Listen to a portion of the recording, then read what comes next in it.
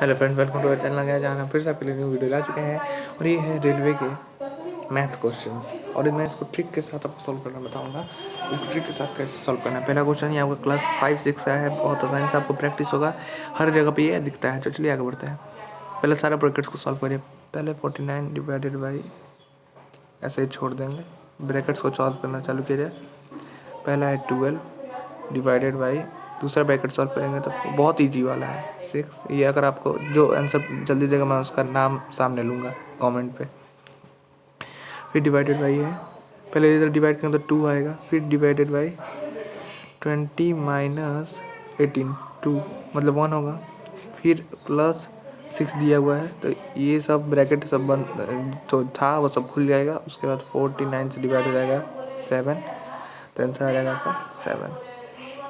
चलिए next question पे बढ़ते हैं। नेक्स्ट क्वेश्चन पे बढ़ते हैं फ्रेंड्स, चलिए आगे बढ़ते हैं।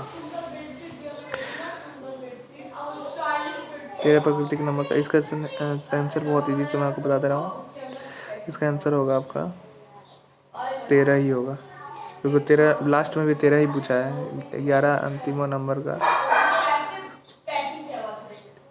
ओहो फ्रेंड्स, ये है। ठीक है, चलिए चलिए मैं आपको करके बता रहा हूँ उसको करना कैसे है। देखिए सबसे पहले आपको देखना है, हम लोग एवरेज निकालना जानते हैं। एवरेज निकालने का फॉर्मूला है, जितना कुछ चीज़ का एवरेज दिया हुआ है वो सबको ऐड करो, जितना सारा नंबर्स का दिया है वो सब ऐड करो, और जितना ठो नंबर है उससे डिवाइड करो। तो यहाँ पर 13 को है, तो x इज इक्वल टू, रुकिए पेंसिल्स ऑप्शन, हाँ, x is equal to 13 into 11 is equal to 143। तो टोटल ऐड करने पर 143 आया है। उसमें से माइनस का करना है, तो अंतिम 11 संख्या का अधिकतम औसत जाता है। 13 को नंबर था, उसमें से 11 को कर बोला जा रहा है मतलब 2 बताया जा रहा है कि हटा दो, प्राकृतिक संख्या होगा। ठीक है, चलिए फ्रेंड्स से भी किया जाए। 11 अंतिम नंबर का बताना है ना, तो 143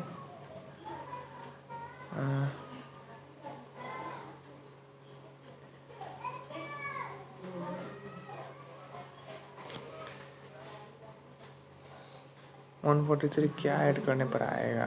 चलिए इसको देखते हैं 143 आएगा कैसे। प्राकृतिक संख्या है, मतलब 1 2 3 ये सब है जो कट जाए 2 से, वो सब है तो 143 आया।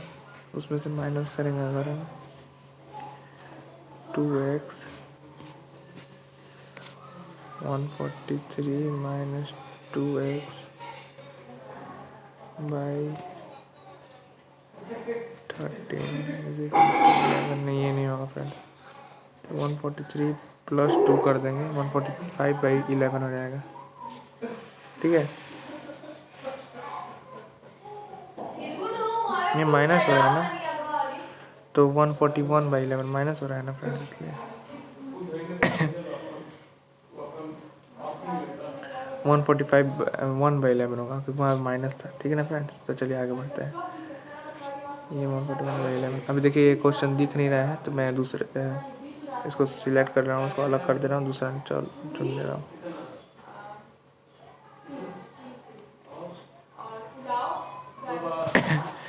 चलिए फ्रेंड्स, नया क्वेश्चन आया है। दो संख्या 7:11। ये देखिए आप क्लास 10 में पढ़े होंगे रेशियो एंड प्रोपोर्शन में। चलिए मैं इनको सबको बताता हूँ, वो सॉल्व करना कैसे इसको। तो देखिए बहुत इजी है, इसको किया कैसे आता है। मान लीजिए इस पहला नंबर ए है, दूसरा नंबर बी है, ठीक है। तो ये कंटिन्यू प्रोपोर्शन में चला के आपको आंसर लाना है, सी लाना है आपको। तो ए बाई बी है सी, सी बाई डी, ऐसे कंटिन्यू प्रोपोर्शन में चलता है। ठीक है, मान लीजिए आपको यहाँ पे 7:21 के पे 3 नंबर दिया रहता है, तो ए बी सी आपको मिला रहता है, डी निकालना रहता है। तो ऐसे ही फॉर्मूला में लेके जाते हैं उसको और सब बनाते हैं। तो ये हमें 2 ठो दिया है भगवान के पास, 7:21 इज इक्वल टू बी क्या है 21 है, तो 21 फिर पुट करो, फिर सी निकालना है आपको। तो बहुत ईजी है फ्रेंड्स। 21 3 जा 63, आंसर आ गया सी। कितना फास्ट आया। अगर ऐसे ट्रिकी क्वेश्चंस को आप सॉल्व करना चाहते हैं तो प्लीज़ हमारे चैनल को सब्सक्राइब कर, मैं आपको न्यू से न्यू वीडियो ला कर देते रहूँगा।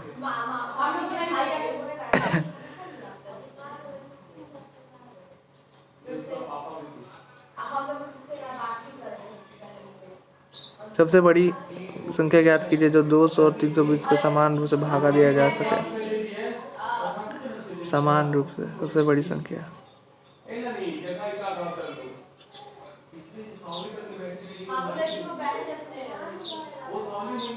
40, सबसे बड़ी संख्या 40 है। देखिए 40 से 200 भी डिवाइड हो जाएगा और 320 भी डिवाइड होगा, पर ये कोई नंबर नहीं है जो इसको डिवाइड कर पाएगा से, वैसे 40 ही है। चलिए आगे बढ़ते हैं, ठीक है।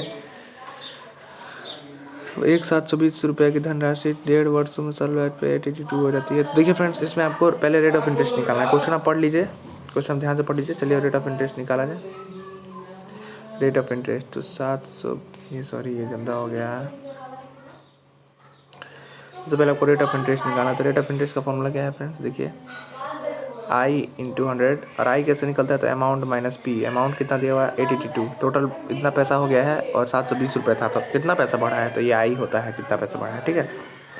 फिर T इंटू पी दिया हुआ है, क्या नहीं दिया, तो I नहीं दिया, तो 82 में से 720 माइनस करेंगे 162 इंटू 100,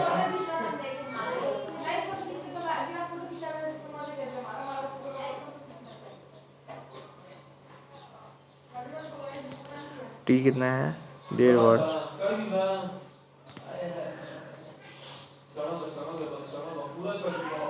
मैंने 15 इसलिए किया क्योंकि मैंने डेसिमल हटा दिया है। और यहाँ पी है 720, ये कैंसिल हुआ। फिर 15 से 15 5 3 जा 520 जा 3 से 5 टाइम्स 4 टाइम्स 54 टाइम्स। फिर 18 3 जा 18 4 जा, फिर 4 5 जा, तो 5 3 जा 15% के दर से इतना हो गया है, ठीक है। तो 15% दर है, तब बहुत ईजी हो गया। आपको अब क्या निकालना है, टाइम। तो टाइम का फॉर्मूला वही है, टाइम की जगह पे आर आ जाएगा, ठीक है। रेट ऑफ इंटरेस्ट की जगह पे आर आ जाएगा, सॉरी रेट ऑफ इंटरेस्ट की जगह पे टी आ जाएगा और टी की जगह पे आर आ जाएगा। तो आई कितना होगा इसका, 800 में से 1040 में से 800 निकला, तो 240 रुपये बचा, 240, ठीक है। तो 240 इंटू 100, एकदम फास्ट बनाना है फ्रेंड्स, जो फास्ट बनाएगा मैं उसका नाम लूँगा। पीरियड ऑफ इंटरेस्ट कितना है 15 इंटू 720 नहीं है, कितना है 800, 8 30 और 2 साल में हो जाएगा फ्रेंड्स, 2 साल में आंसर आएगा आपका 2, ठीक है। बहुत ईजी सॉल्व होने वाला है। अब बस मेरे को ये सब हटाने में समय लग जा रहा है, नहीं तो मैं आपका बहुत ईजी सॉल्व करके बताता। चलिए आगे बढ़ते हैं। ये आपका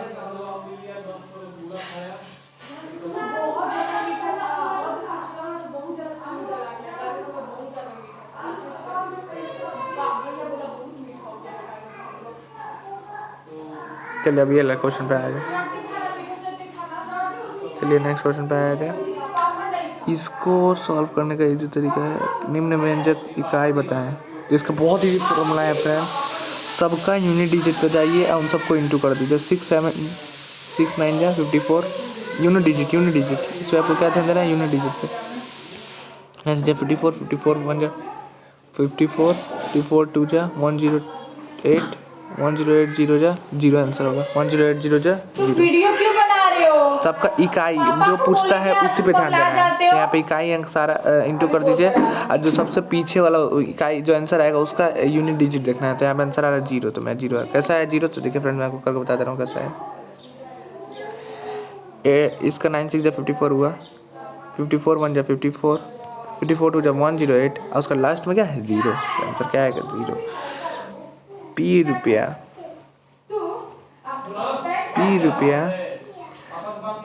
का 30%, क्यू रुपये का 40% के बराबर, पी रुपये का 30%, मतलब 30 बाई पी बाई 100 का क्यू 40 पी बाई 100 के बराबर है। यदि पी रुपये का x% क्यू रुपये के बराबर होता तो x का मान क्या होगा।